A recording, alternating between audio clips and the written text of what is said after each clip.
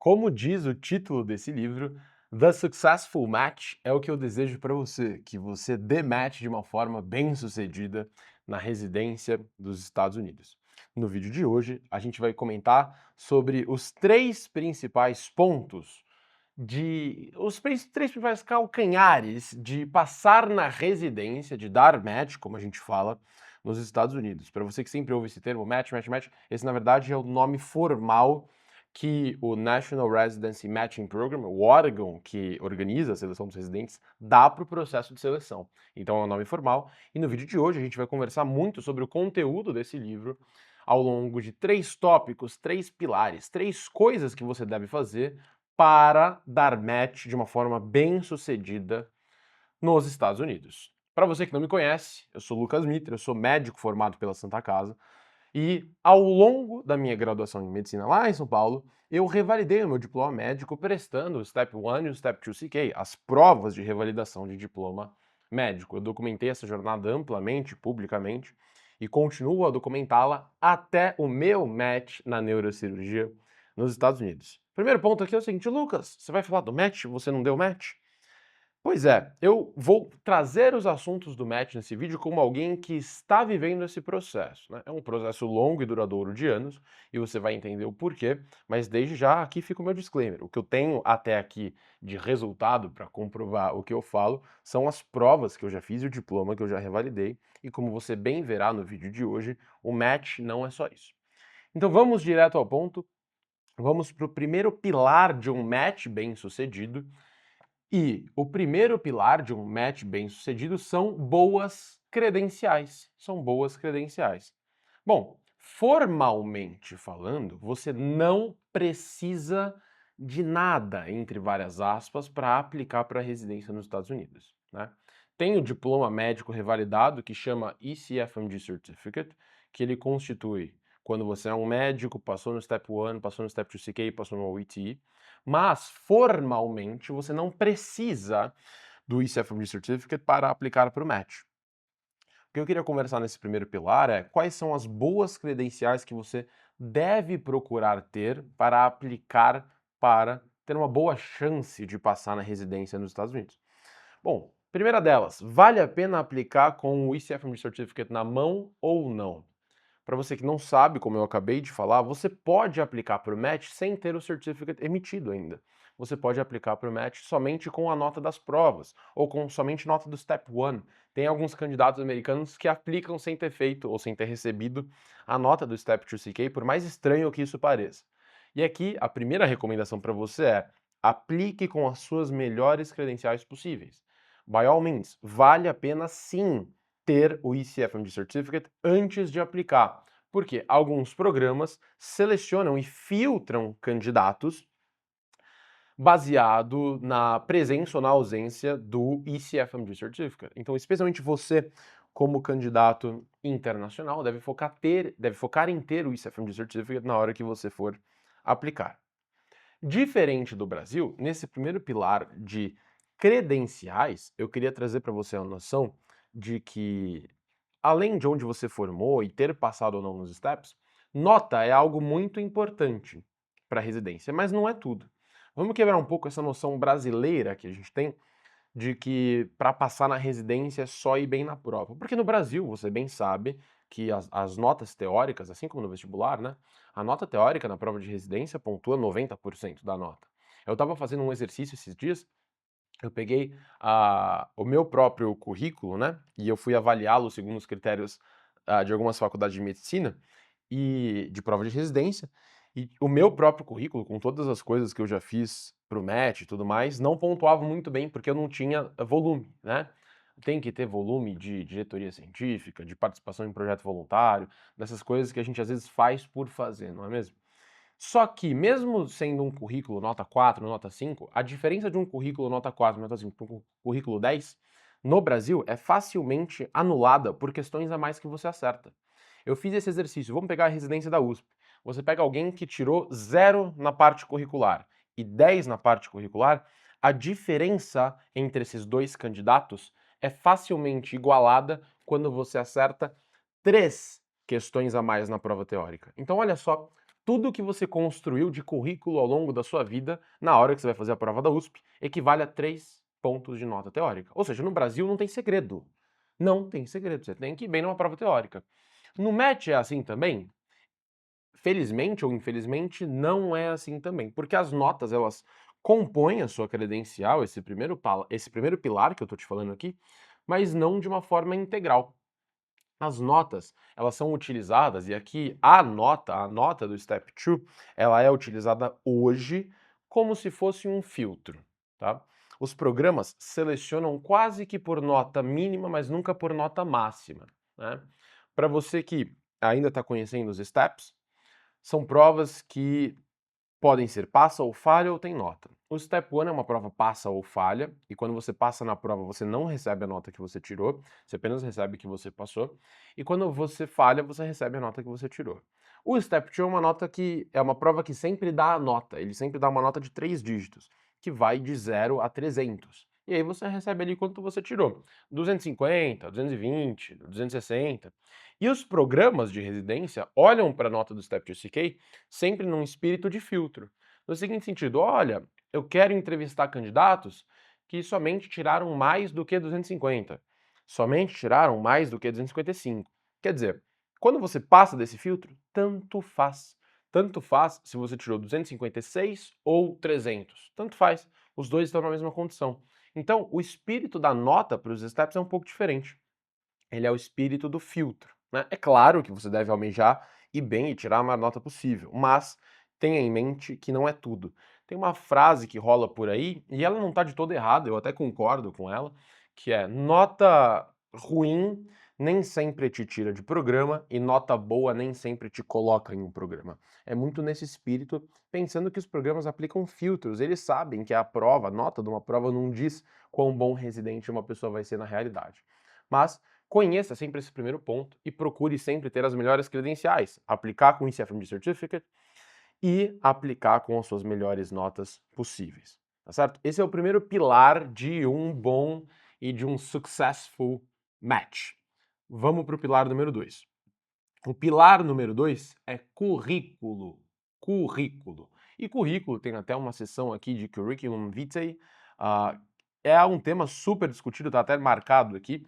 Tem um parágrafo inteiro só para falar de currículo, de como descrever as experiências relevantes no currículo, como que verbos utilizar na hora que você for descrevê-las no Eras, que é a plataforma onde você cadastra o seu currículo. E isso é um tema de estudo e muito debate. Bom, primeira noção que eu queria te deixar para um successful match é: só se envolva com experiências que contarão no seu currículo que façam sentido para você.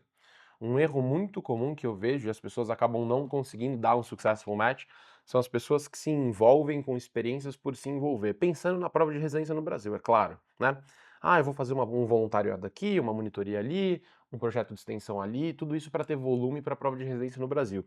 Isso não cola muito bem para o currículo americano e para o match. Por quê? Ninguém confere certificado no match. Ninguém confere se você realmente foi de uma liga acadêmica.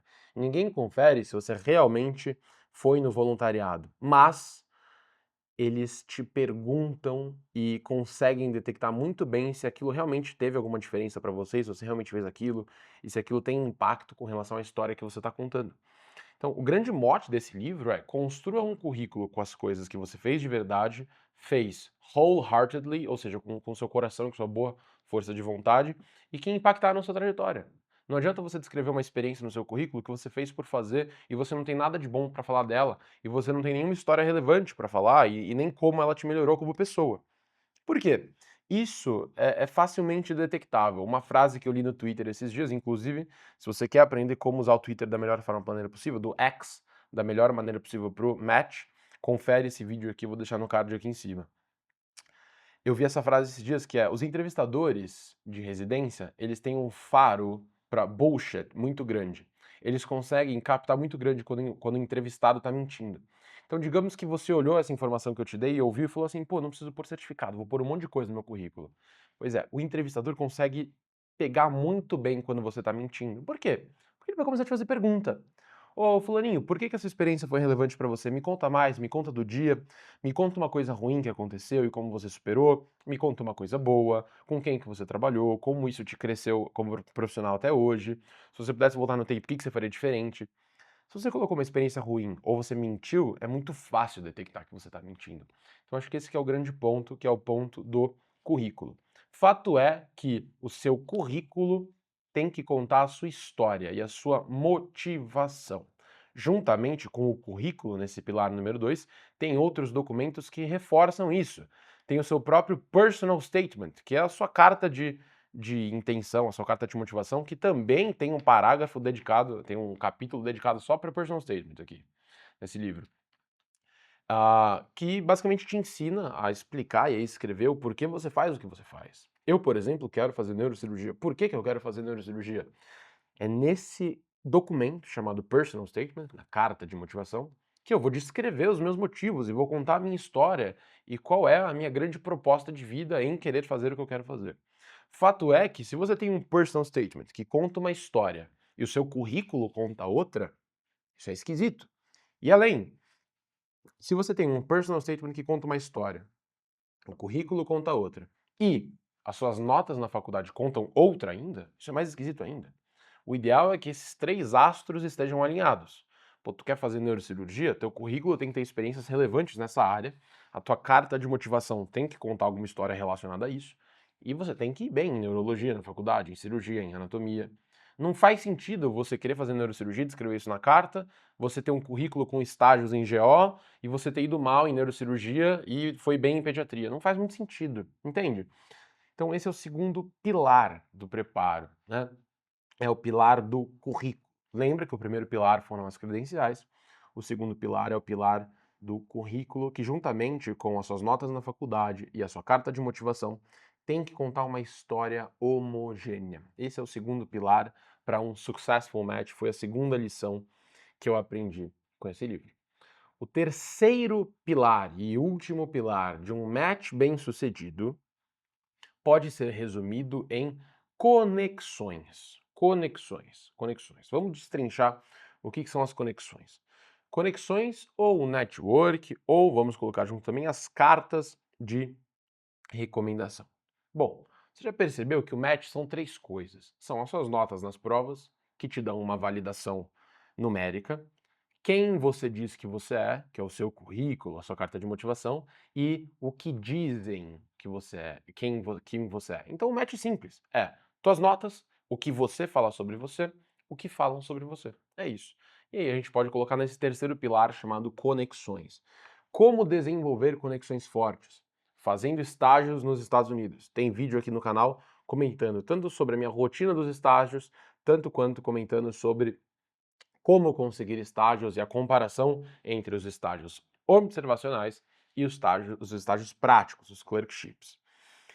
Fazendo estágios, pesquisando em colaborações internacionais, participando de congressos e conferências e aumentando seu número de contatos relevantes e de meaningful connections com médicos americanos que trabalham nos Estados Unidos, que conseguem falar bem de você, escrever uma boa carta de recomendação para você a favor da sua aplicação.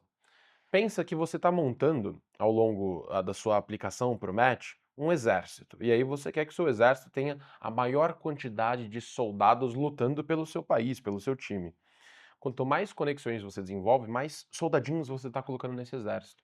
Quanto melhor você desempenhar num estágio, melhor a tua carta de recomendação. Isso vira um tanque no seu batalhão ali para lutar nessa guerra. Você foi para um congresso, apresentou, isso é mais um soldadinho que você coloca. Quanto mais soldadinhos você coloca no teu batalhão, melhor. Ou seja, quanto mais argumentos você coloca a favor da sua aplicação, maior é a chance de você ter um match bem sucedido. O que eu quero que você entenda, depois de você ter visto os três pilares do match, as suas notas, o que você fala sobre você e o que falam sobre você, é que a partir do momento que um programa te escolhe para entrevistá-lo, parabéns, você colocou o pé na porta. Agora todos os candidatos estão iguais. Então vamos supor que você aplicou ali para fazer clínica médica, internal medicine, E aí você montou, construiu seu batalhão de soldadinhos, fez estágios fora forte, foi bem nos steps, foi bem no step 2, tirou o ICFMD Certificate, publicou, construiu um currículo coerente que conta uma história junto com a nota da faculdade e a carta de motivação. E aí te chamaram para entrevista. E aí tem 10 vagas e chamaram 40 candidatos. O que eu quero que você entenda, que é a noção que a gente tem hoje ouvindo os Program Directors, que são as pessoas que escolhem os candidatos, é que uma vez que um candidato foi selecionado para a entrevista, é natural assumir que todos os candidatos estão numa posição de igualdade. Então, isso às vezes é muito ansiogênico. Eu presenciei algumas entrevistas quando eu estava fazendo meu último estágio nos Estados Unidos, e eu presenciei esse tipo de clima, assim, a galera perguntando a nota um do outro, falando de paper que publicou, que não publicou. O que você tem que entender é, te chamaram para a entrevista do match?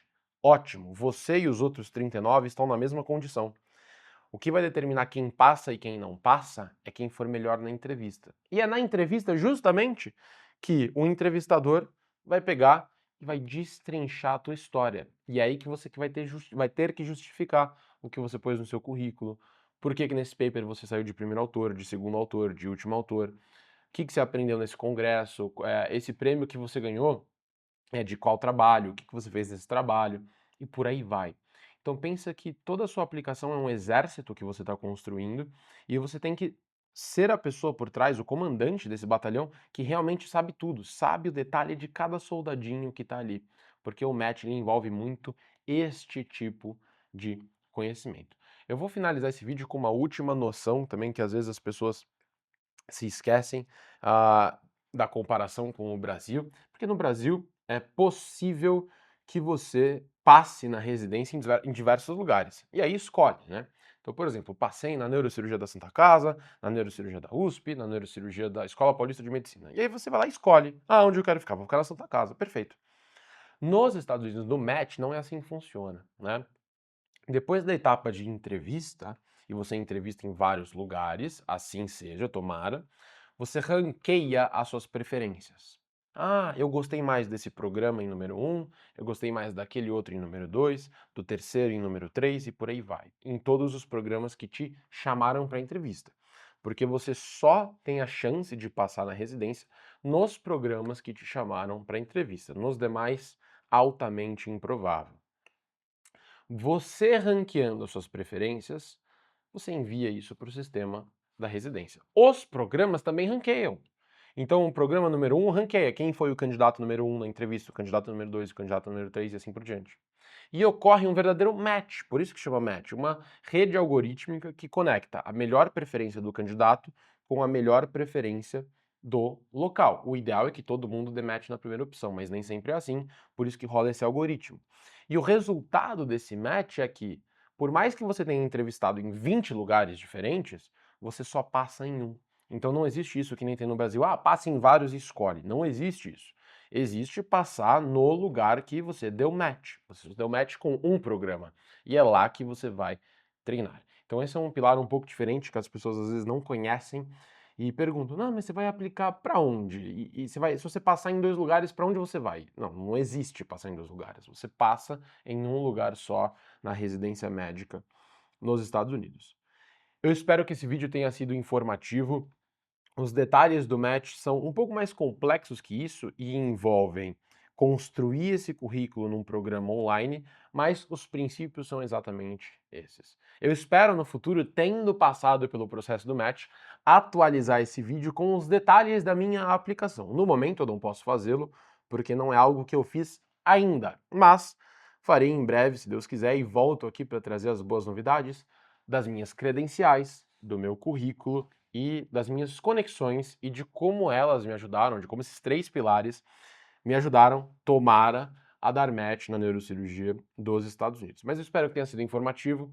Foque nos 3 pilares. Se você já não estuda para os steps, por favor, comece a estudar o quanto antes, porque esse é um pilar, talvez o mais sólido desses 3. Independente do que você faça, independente do seu currículo, você precisará ter notas boas e passar nos steps. Então, por favor, se você quiser conhecer o nosso trabalho com o Step Zero, o nosso curso gravado com as aulas ao vivo, que te ensina a estudar assim como o americano estuda, confere, por favor, o link aqui na descrição. Para você que precisa de um acompanhamento mais individualizado com um dos nossos mentores, conheça o trabalho do time Yankee aqui embaixo, preencha a lista de espera. Nós temos chamados os alunos por ordem de preferência no preenchimento para serem mentorados do time Yankee. E para você que deseja aprender Yankee para mandar bem nos estágios, para mandar bem nas provas e para estudar muito bem como um residente, conheça o nosso curso gravado do Anki, do zero até a prática completa, tá um curso excelente, eu espero que você aproveite muito ele, link também na descrição. Espero que você tenha aproveitado esse vídeo, não esquece de curtir, por favor, se inscrever no canal e mandar para aquele amigo que está pensando em fazer a residência médica nos Estados Unidos, para que ele entenda um pouco de como o match funciona, que é passar na residência. Continua aqui com a gente no canal e eu te vejo no próximo vídeo. Até lá!